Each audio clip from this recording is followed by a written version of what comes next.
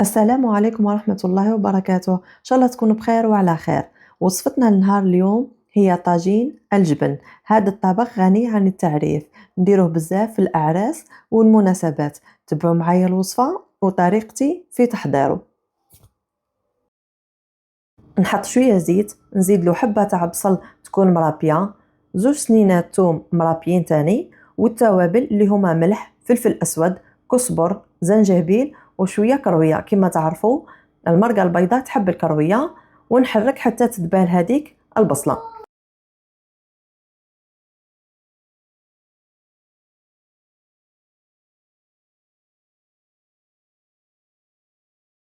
نحط قطع الدجاج اللي راح نبنن بهم المرقة تاعي، نحرك مليح ومن بعد راح نغطيهم ونخليه حتى يتقلى مليح.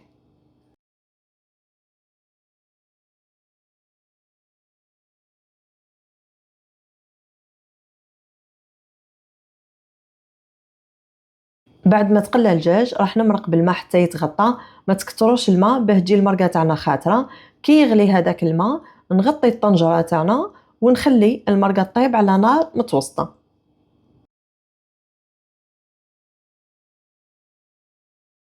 وفي مقله رايحه نحط شويه زيت، حبه بصل مقطعه، ونضيف لها ملعقه صغيره تاع ملح باه تدبال بسرعه. نغطيها ونخليها تدبال مع الماء تاعها.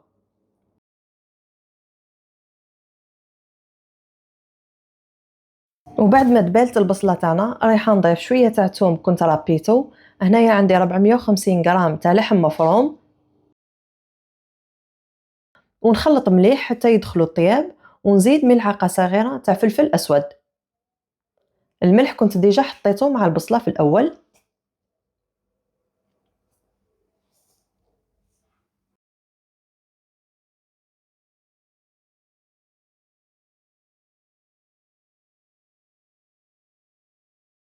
وبعد ما يطيب رايحه نخليه حتى يبرد مليح ونكمل نضيف له بقيه المكونات.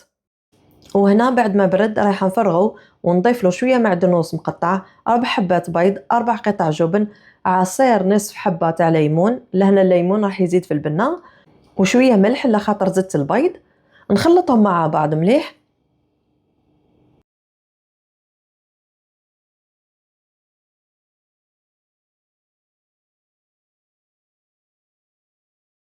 وهنا رايحه نزيد 2 حبات تاع بيض.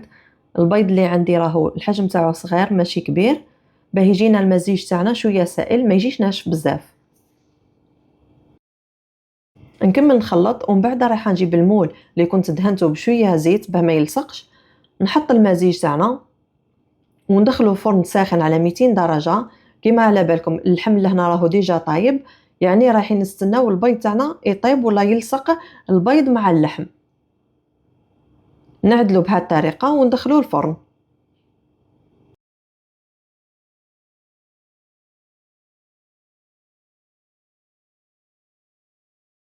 ونروح نحضر الطبقة الأخرى. عندي 2 حبات تاع بيض، 3 قطع جبن، وفنجان تاع حليب. رايحة نخلطهم بالبراميكسور فقط مع بعضهم مليح حتى نتحصلوا على الخليط تاعنا.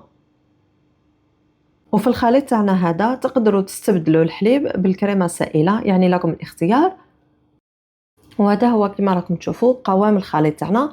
لهنا بعد ما نشفت الطبقة الأولى رايحة نفرغ هذا الخليط عليها ونعاود ندخلها للفرن يكون شاعل من الفوق فقط، يعني نكونوا طفينا النار من الأسفل. نخليه حتى يحكم روحه ويعطينا هذيك التحميرة الوجه تاعو يولي محمر ونخرجوه. وهنا الطاجين تاعنا راهو واجد، رايحه نقطعو. الريحه ما شاء الله. تبعوا معايا وشوفوا طريقه كيفاش رايحين نقدموه.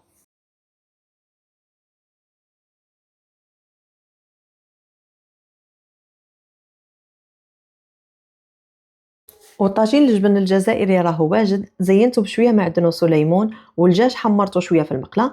نتمنى وصفة اليوم تكون نالت إعجابكم. ما تنساوش تدعموني بجام، خلوا لي رأيكم في التعليقات. إذا أول مرة تشوفوا قناتي وعجبتكم اشتركوا في القناة وبصحتكم.